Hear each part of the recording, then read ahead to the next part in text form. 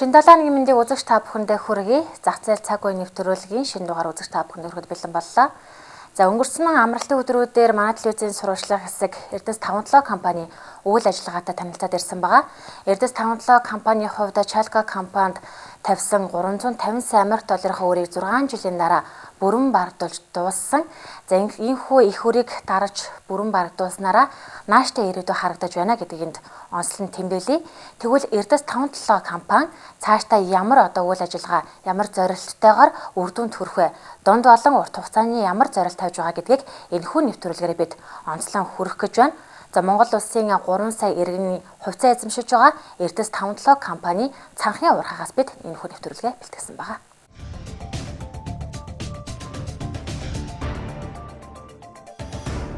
Эрдэс 57 компани бол дэлхийд үнэлэгдсэн томоохон коксч нүрсний орд юм. Эрдэс 57 компанийн хувьд 2011 оноос хойш өнөөдөр хүртэл тасралтгүй 6 жил үйл ажиллагаа явуулж байна. Энэ хугацаанд тус компанийн хувьд 27.5 сая тонн нүүрс олборлож 1.8 их найт төгрөгийн экспортын орлого бүрдүүлсэн байна. За өнгөрсөн хугацаанд энэ хүү ордны нөөцийн хэмжээг ол тогтоон судалсан байдаг. Эрдэс 57 компанийн хувьд 2011 оны үнэлгээгээр 71,382 тэрбум тонн нүүрсний нөөцтэй. Үүнээс коксч нүүрс нь 500,107 тэрбум тонн, харин эрчим хүчний нөөц нь 227 тэрбум тонн нөөцтэй гэсэн ийм судалгааг бол хийсэн байдаг. За харин зөвхөн ашиглаж байгаа цанхын уурхай гэхэд 900 сая тонны нөөцтэй. За жилдээ дунджаар 10 сая тонн нүүрсийг олборлож байна гэж үзэх юм бол 90 жилийн нөөцтэй гэсэн үг юм. Уурхай бол ерөөсөө яг 24 цаг ажиллаж байгаа. Ямар ч зогсолт байхгүй. Тийм учраас ер нь өөрийнхөө техник эдийн засгийн үндэслэлээр жилдээ 30 сая тонн нүүрс экспортлох төлөвлөгөөтэй. Манайх өнгөрсөн жилд хамгийн дээдлэн үе 7.6 саяг бол экспортлсон. Энэ жил нэг 11.5 саяг экспортлоход төлөвлөж байгаа. Тэгэхээр жилд ер нь дунджаар 10 саяг экспортлоо гэхэд зөвхөн цанхын орд шүү дээ. Зүүн баруун цанх орд чинь нийлээд 900 сая тонн нүрстэй гэж үздэг. Тэр маань дандаа кокс нүрс. Зөвхөн кокс нүрс шүү дээ. Тэгэхээр кокс нүрсээ 900 сая тонн нүрсээ бид нэр жилдээ 10 тавахад яг 90 жил. Зөвхөн цанхын орд шүү дээ, тий? Кокс нүрсийн хувьд. Тэгээд энэ зарим мэдээллүүдээр худлаа юм яриад нэг 10 жилийн дараа орд дууслаа гэдэг. Зөвхөн энэ бидний нүдэн дээр харж байгаа энэ орд шүү дээ. Энэ орд ангаараа 90 жил олборлох нүстэй. Яг өнөөдрийн байдлаар ингээ ажиллах. Ингээл өнөөдрийн байдлаар ажиллаа. Энэ жилийн байдлаар жилд 10 сая экспортлол явхад. Гэтэл бол бид нар бол техник эдийн засгийн үзлэг хийхдээ 30 сая экспортлно гэсэн бодлого байдаг. Тэгэхээр тэрийг хийхэд бол бид нар зам дэд үтсээ сайжруулах хэрэгтэй. Замаа тавих хэрэгтэй. Төмөр замаа тавих хэрэгтэй. 2016 онд Монголоос 23.6 сая тонн нүүрсийг экспортод гаргасан. Энэ нь хятад улсын импортын нүүрсний хэмжээний 40%-ийг эзлэж байгаамаа. Тэгвэл Эрдэс 57 компанийн хувьд энэхүү 40%-ийн 13 орчим хувийг эзлэж байгаа. За мөн Монгол улсын нийт нүүрсний экспортын 30%-ийг эзлэж байгаа юм.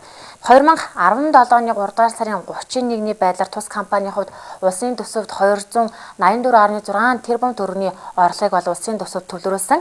Дотоодын аж ахуйн нэгжүүдээс нийтдээ 1.1 их найт төгрөгийн худалдан авалтыг хийгээд байгаамаа. За өнөөдөр санхын уурхайд 102 автомашин ажиллаж байна. За 600 ажилт хийгдэж байгаа. За 2 ээлжтэйгээр 500 ажиллах хүч ажиллаж өдөрт 1000 хүн ажиллаж байна. Өдөрт дунджаар 40,000 тонн нүүрс олборлож дунджаар 2.5 сая долларын экспортыг хийгээд байна. Манай уурхай баруун зүүн 2 цанх хоёулаа 100% хүчин чадлаа энэ жилийн төлөвлөгөөт төлөвлөсөн хэмжээнд хүрсэн ажиллаж байна. Тэгээд энэ маань юу гэсэн үг вэ гэхээр жилдээ энэ жил 11.5 саяас 12 сая тонн нүүрс олборлох төлөвлөгөөтэй. Тэгээд энэ маань сард бол сая тонныг олборлж экспортлох ийм зорилттой. Өнгөрсөн сард бол 1.2 сая тонныг экспортлсон. За хүн хүчний хувьд бол дандаа 100 Монгол ажилчид ажиллаж байгаа. За үндсэн 2 гэрээт компани байна. Зүүн дээр бол TTGVCO гэж компани, баруун дээр Хишиг Ариун гэж индустриал Хишиг Ариун Мэра олборлолт гэсэн ийм 3 компани, Монгол компаниудын түншлэл, Монгол уурхайчин түншлэл ажиллаж байна. Яг Эрдэс 57 харьяалтад 530 орчим ажиллаж байна уурхай дээр. За туслан гүйцэтгэгч компанитайгаа нийлүүл 1500 орчим залуучууд ажиллаж байгаа. За дээрэс нь бусад тээврийн компаниуд нь энэ төсөл дээр 3-4 мянган хүмүүс ажиллаж байна. Ерөнхийдөө ажлын эрч хүч бол нэлээд жигдэрсэн, нэлээд өндөр түвшинд очсон байгаа. Ажиллаж байгаа. одоо яг уурхайн үндсэн технологийн процессор бол одоо 15-аас 20 экскаватор. За нэг 120-оос 130-40 технологийн тээврийн автомат сонсомолоод ажиллаж байна. Энэ маань хөрс бол нүүрс гаргалтанд. За экспортын нүүрс ажилтнанд бол нэг 6 ковш байнгын 6-аас 8 ковш ажиллаж байгаа. За энэ 6-аас 8 ковшор бид нэр өдөртөө нэг дунджаар 40 мянган тонн нүүрс экспортлж чадж байна. За хөрс уултын хувьд бол бид нэг сарда 4 сая орчим метр куб хөрс уулаад 1 сая тонн нүүрс доороос экспортлж гаргалт хийж ажиллаж байгаа. Одоогийн байдлаар уурхаа дээр 500 гаруй ажилтан ажиллаж байгаа. Харин офисын одоо ажилт нь 134 гэсэн тоо байна. Тэгвэл туслан гүйцэтгэгч компаниудын ажлын хүч нийлээд 2500, нийт дээрдээ 5-7 компани энэхүү төсөлд 3000 ажлын байрыг шинээр бий болгож ажиллаж байна. За нийч гадаадын ажлын хүчин байхгүй гэдгийг энэ донс онцлон тэмдэглэе. За харин цогццын сумын дотоодын орон нутгийн одоо ажилтнуудыг ажлын байраа хангах ажлыг үе шаттай хэрэгжүүлж байна. 11 оны 1 сараас хойш энэ уурхад олж ажиллаж байна. Одоо хүртэл ажиллаж байна. Тэгээд 3 жилийн өмнөөс энэ MT 4400 гэсэн техникэн дээр гараад одоо 3 жилдээ ажиллаж байна. 3300 гэж 130 тонны машинууд бас 4-5 ажиллаж байгаа. Тэгээд белазууд бас 130 тонны белаз байгаа, 240 тонны белазууд бас ажиллаж байна манай уурхад. Эрдэс 5-7 компанийн хувьд 24 цаг тасралтгүйгээр баруун болон зүүн цанх ажиллаж байгаа. За одоо хамгийн гол асуудал бол үнийн асуудал байгаа. За Chalco компани 350 сая $, өөрийгөө бүрэн бардуулсан ч гэсэн зүүн цанхын нүүрсний 80% Chalco компанид нийлүүлэх гэрээ 5 жилийн хугацаанд үргэлжлэх ёстой байнамаа. Харин үнийн хувьд удирдлагын индексээр тооцох уу, аль эсвэл үнийн нэмэгдүүлэх асуудал байна уу гэдгийг бол харилцан ярилцаж байна. За Эрдэс 5-7 компани барьж байгаа алхам бол удирдлагын индексээс аль болох өсгөх бодлого барьж байгаа юм. Үнийн асуудлууд бол зайлшгүй бид гэрээнийхээ нөхцлөөр явагдах хэрэгтэй. Гэрээн дээр бас тодорхой хэмжээгээр заачихсан төгслөөд байгаа. Тэгэхээр бид энэ асуудлаар үнийг бас нэг жоохон биднэрт зах зээлийн үнд ойртуулаач гэдэг шаардлагыг тавиад тэр асуудлаас болоод бас 4 сарын 1-ээс 4-5 хоног зүүн цанхын уурхайг зогсоосон. Тэгээд хоёр талаасаа тохиролцоод 1 сарын хугацаатай ямар ч байсан нэгдүгээр үйлрэлд хэрэгжүүлсэн үнээр явуулж тэр үнэ хугацаанд бүгдээрээ үн мөнө бүх юмудаа тохироё гэдэг асуудлыг ярьж тохироод ажиллаа явуулсан. Гол нь бид үн нөртөг гайг байгаа өдөр жоохон ч их ажил явуулж хэрэгтэй. За цаашдаа үнийн нэмэгдүүлэхдээ удирдлагын индексийн үнийг аль болох бууруулахгүй байх алхам барьж байгаа. Тэгэхээр Эрдэс 5-7 компанийн хувьд зах зээлийн үнээс хямд үнэтэйгээр нүүрсээ борлуулж байна гэдэг ийм ч хүмүүслэл байдаг. Тэгвэл 2016 оны 9-р сард 1 тонн нүүрс 27 орчим $-аар борлуулж байсан бол 10-р сард 33 $-аар болж өссөн байгаа. Тэгвэл олборлогч компанида гэрээ хилцээр хийсний үр дүн 1 тонн нүүрсийг 2016 оны 12-р сард гэхэд $50 болгож өсгсөн. За харин 2017 оны 1-р сараас эхлээд зүүн цанхын уурхай нүүрсийн үнийг $50.3 болж өсгсөн нь өмнөх одоо $27 $-тай харьцуулах юм бол 120% өссөн үзүүлэлт юм. 5-7 компани цанхын зүүн уурхайн уламжлалт экскаватор, автосамосвалын хослол бүхий гадаад овоолготой ашиглалтын системээр батлагдсан техник эдийн засгийн үндэслэл уулын ажлын төлөвлөгөөний дагуу олборлолтын ажлыг гүйцэтгэж байгаа. 2011 оны 8-р сарын 4-нд экспортын анхны цуваа гашуун сухатын бомбыг зөв хөдлөж байсан бол 2011 онд 1 сая тонн, 2012 онд 2.5 сая тонн, 2013 онд 2.7 сая тонн, 2014 онд 1 сая тонн, 2016 онд 7.3 сая тонн, 2017 оны эхний удирдлагын байдлаар 2.3 сая тонн нүүрс экспортлоод байна. Уурхай олборлолтынхаа хэмжээг жил бүр нэмэгдүүлж байгаа. Ингэснээр цаашдаа хүчин чадалтай хурж жилд 20 сая тонн нүүрс олборлох хүчин чадалтай болох юм. Харин Эрдэс 5-7 компани цанхын баруун уурхайг 2013 оны 6-р сард уурхайн үйл ажиллагааг эхлүүлсэн байдаг. 2013 онд баруун цанхын уурхаагаас 1.5 сая тонн нүүрс олборлохоор төлөвлөж байсан ч төлөвлөгөөгөө 20 дахин биелүүлж байжээ. Эрдэс 57 компани цанхын баруун уурхад уулын ажлыг үйлчилгээ үзүүлэх гэрээд олборлогчоор Хишинг Арвин Индустриал, Мера, Монголын үндэсний олборлогч компани, Монгол уурхаачид түншлэл шалгаран олборлолтыг чанартайг үздэг байна. Цанхын ордны баруун хэсэг 1.2 тэрбум тонн нүүрсийн нөөцтэй, цанхын баруун уурхай нүүрсний экспорт 2013 оны 9-р сарын 5-ны өдөр эхэлсэн бөгөөд 2013 онд 2.5 сая тонн, 2014 онд 3.6 сая тонн, 2015 онд 3.8, 2016 онд 1.3 сая тонн нүүрс олборлож байсан бол 2017 онд 6 сая тонн нүүрс олборлохоор төлөвлөсөн байна. Тэгвэл Эрдэс 57 компанийн хувьд нүүрсний давхаргын метанхийн ашиглах төсөл хэрэгжүүлэх хэрэглээд байгаа. Энэ хүрээнд Солонгос улсын төрийн өмчөд Когаз Corporation компанитай хамтран 57 уурхайн талбайд байгуулах туршилтын үйлдвэрийг 788 м гүн өрөмдлөг бүхий M-Tech 5 цонгийн албан ёсны нээлтийг 2014 онд хийж байсан удаатай. Газрын хөрснөөс доош 350 м гүнд хийсэн судалгааг Норвестийн аргачлалаар тогтооход 20-30 тэрбум метр куб метанхийн нөөцтэй байна гэж тогтоосон байдаг. Нүүрс баяжуулах үйлдвэр эрчимжүүлэх ажлыг 57 компани хийж байна. Тус компанийн хувьд нүүрсний ордын цанхын 100 уурхайг түшиглэж, жилдээ 20 сая тонн нүүрс баяжуулах хүчин чадал бүхий үйлдвэрийн техник эдийн засгийн үндэслэлийг боловсруулж, салбар ямнаар батлуулсан байдаг. Нүүрс баяжуулах үйлдвэр нь 4 модуль хэсгээс бүрдэнэ. Нэг модуль нь жилдээ 5 сая тонн нүүрс хүлээн авч баяжуулах чадaltaй. Баяжуулах үйлдвэр нь жилдээ 6000 цагаас доошгүй ажиллахаар тооцоологдсон бол хоногт 2-3 ээлжээр 24 цаг ажиллах юм байна. За цаашдаа Эрдэс 57 компани яах вэ гэдэг асуудал үүсэж байна. 2017 онд Эрдэс 57 компанийн хувьд 11.5 сая тонн нүүрс олборлож 500 сая Америк доллар буюу 1.3 ит төгрөгийн экспортын орлого олохоор тооцоолсон байна. Харин улсын төсөвт 250 тэрбум төгрөгийг оруулахаар төсөөлсөн байна. За 3 сая иргэн хувьцаа эзэмшиж байгаа Эрдэс 57 компани хувьцаа хизээ эргэлтэнд орж ам орох гэдэг асуудал олон жил яригдж явсан. Тэгвэл Эрдэс 57 компани удирдлагуудын өгч байгаа мэдээллээр за энэ жилийн хувьд хувьцааг бүртгүүлжүүлэх мөн ордын үнэлгээг хийж за үүний дараа хувьцааг ам оруулах IPO гаргах бэлтгэл ажлыг хийхээр төлөвлөсөн гэдгийг дуулгалаа.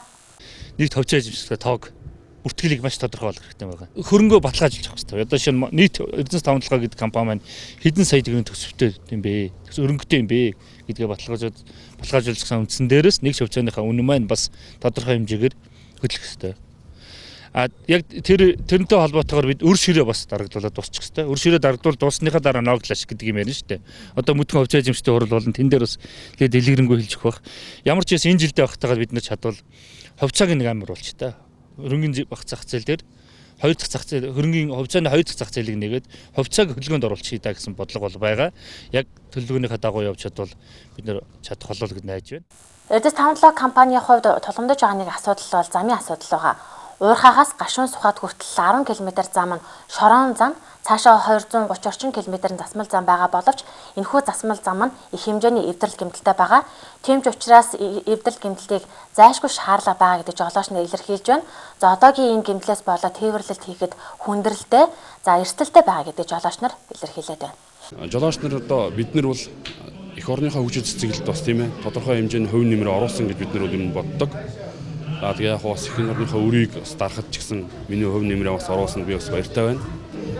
Тэгээд одоо ачааллын хувьд бол ер нь их штэ. Өдөрт 1200 машин нэг талдаа, хоёр талдаа үндсэндээ ингээд 2400 орчим машин орж гарч идэг нэг өдөрт. Тэгэхээр зэрэг одоо энэ хэлг айлын асуудлыг л нэг одоо бүтэн сойдргууч болгох ч юм уу тийм болгочвол одоо жолооч нар бидний хувьд бол маш хэрэгтэй байна. Хамгийн нэгдүгээр зам их эвдрэлтэй. Тэгээ зам их эвдрэлтэй байгаа. Тэрэн дээрээ бас жолооч нар анхаарч явдаг. Уртад олон явдаг. Их явж исэн жолооч нар болохоор бас эвдэрлээ мэддэг болохоор тойроод хурдаан зохицуулаад явдаг. Бас дээрээс нь хилийн ойч хэрэгжүүл их байгаа. Хамгийн наазахын асуудал бол одоо замын эвдрэл байна. Одоо бол нөгөө дулаа ороод юу мөн газар гисээд юу их гарч байна. Замын эвдрэл их гарч байна. Хамгийн дөрөвд замаал янзлчулдаг одоо болох гэдэг бидний хувьд бол одоо үйл ажиллагааны нөхцөл байдал ийм байна. Тэгвэл Эрдэс 57 компани дунд олон урт хугацааны зорилт юу байх вэ? За техник эдийн засгийн үндэслэлт жилдээ 35 сая тонноос олборлоно гэж тооцоолсон байдаг. Гэсэн ч өнөөдрийн байдлаар энэ тонн доол хүрч чадахгүй байна. Тэгвэл дунд хугацааны зорилтод тусгаснаар 2018-аас 2020 гэхэд техник эдийн засгийн үндэслэлт тусгасны давуу жилдээ 20-аас 35 сая тонноос олборлох ийм ажлыг эхлүүлэхээр болж байна. За одоо бол жилдээ 10 хүрэхгүй сая тонноосыг олборлоод байгаа. 2018 оноос зарлыг бууруулах ажлыг эрчимжүүлэхэд төлөвлөсөн байна. Түүнчлэн бүтээмжийг нэмэгдүүлэх хүрээнд орчин үеийн дэвшилтэд техник технологийн бааз төрийг бий болгож ажилтны ажлыг бие даан хэрэгжүүлэх ингэснээрээ олборлолтын өртөө бууруулахар төлөвлөсөн байна. Тэгвэл 2019 оноос уурхаад хөрс тэрийн бутлуур гадаргуугийн конвейер болон овоолго үүсгэгчийн иж бүрдэл түнчлэн нүүрс арчилтын системийг нэвтрүүлж олборлолтын өртгийг бууруулах ажлыг дунд хугацааны хөтөлбөртөө тусгаад байна. За мөн хувьцааны бүртгэл энэ ордын үнэлгээний ажлыг гүйцэтгэж ордын үнэлгээг нэмэгдүүлж за IPO хийх энэ бэлтгэл ажлуудыг бид хангана. За эрэл хайгуулын ажлыг өргөжлүүлж нэмэгдүүлэн ингэснээр бол ордын нөөц зүйл үнэлэх нэмэгдэх бол боломжтой байгаа. За нүүрс тээврийн 18.3 км шорон зам байгаа. Энийг бол бид хатуу уулчтай авцсан болгохоор бол ажиллаж байна. За бидний бизнес төлөвлөгөөр бол 2018-аас 20 он дунд хугацаанд дараах ажлуудыг бас төлөвлөсөн. За энэ олон улсын чанарын стандартад бол бид шилжихээр бол бэлтгэл ажлаа хангаж байна. За нүүрс олборлолтын хэмжээг тээврүүд тусны дараа 20-с 35 сая тонн буюу өргөн хүчин чадал хүрэхээр бол ажиллаж байгаа. За 18 оноос зардлыг бууруулах, бүтээмжийг нэмэгдүүлэх зорилгоор орчин үеийн технологийн дэвшилт техник тоног төхөөрөмжийн бааз зэрэг бол бий болгоно. За 19 оноос уурхад хөрс суултын бутлуур конвейер гээд шинэ техник тоног төхөөрөмжүүдийг бол нэвтрүүлэхээр ажиллаж байна. Зэрдэс тавталгаа компанийн хувьд одоо нэг тулгамдаад байгаа гол асуудал бол дэд бүтцийн асуудал байгаа. За автозам болон төмөр замын асуудлыг шийдэх шаардлага байна. За автозамыг одоо засаг шинжилгээс гадна төмөр замыг барих ажил эхлүүлэх нь чухал байгаа. Хэрвээ төмөр зам барих юм бол тээврийн зардал 50% буурах боломжтойгоос гадна тоосчлт за мөн тэр орчим хуваар буурах боломжтой гэдэг мэдээллийг удирдлагуудын зүгээс өгч байна. За одоо тус компанийн хувьд гадаадын ямар нэг өөр байхгүй. Харин дотоодын өөр гэх юм бол 2011-ад хүний хүчин сангаас авсан 200 сая америк доллар өнөөдрийн байдлаар хүүтэйг нийлээд 239 сая америк долларын дотоодын өөр үлдээд байгаа. За энэ үрийг бол үе шаттайгаар барагдуулна гэдэг мэдээллийг удирдлагуудын зүгээс өгöd байгаамаа. Тэр одоо бол нэгэнтээ өөр байхгүй учраас Эрдэс тавталгаа компанийн хувьд хувьцаа хизээ ам оруулах ба хувьцааны ашиг иргэд хизээ хүртэх вэ гэдэг хүлээлт үүсээд байгаа. Тэгвэл Эрдэс тавталгаа компанийн хувьд ямар ч байсан энэ 2017 онд багтаад хувьцааг одоо бүртгэлжүүлэх мөн IPO гаргах бэлтгэл ажлыг эрчимжүүлж хувьцааг ам оруулна гэдгээ амлалаа.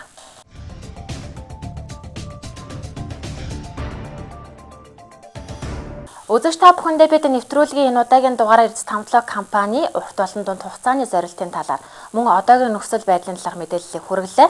Харин нэвтрүүлгийн төгсгөл хэсэгт зарим мэдээллийг бид 60-20 багтаан үзүүлье.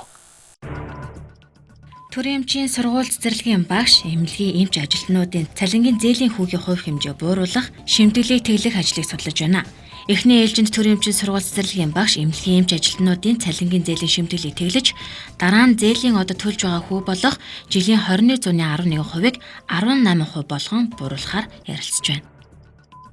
Оюутлог компани энэ онд 800 сая америк доллар хөрөнгө оруулалт хийн, ингэснээр эдийн засагт эерэг нөлөө авчирна гэж ажиглагчид үзэж байна. Даатгалын компаниудын нийт хөрөнгийн хэмжээ 2016 оны жилийн эцсээр 208.4 тэрбум төгрөг, цэвэр ашиг 11.4 тэрбум төгрөгт хүрч өмнөх оны муу үетэй харьцуулбал 20.3, 60.5%-аар тус өссөн байна. Эрт 6 дугаар сарын 1-ний өдрөөс эхлэн урлагийн тоглолт үтсэн гэргэд тусгай QR код бүхий стандартын шаардлага хангасан цуглаатай төлбөрийн баримтаа авдаг болох ажлыг хийж байна. Төрийн эмчийн болон төрийн эмчийн оролцоодох хуулийн этгээдүүдийн гүйцэтгэх захирлуудтай байгуулсан гэрээг дүгнэх гэж байна. За уг гэрээгээ тухайн хуулийн этгээдийн эдийн засгийн үндсэн үзүүлэлт, зорилт өвчнөгийн гүйцэтгэл, аудитор баталгаажсан санхүүгийн тайлан, захирлын ажлын тайлан зэргээр дүгнэх юм.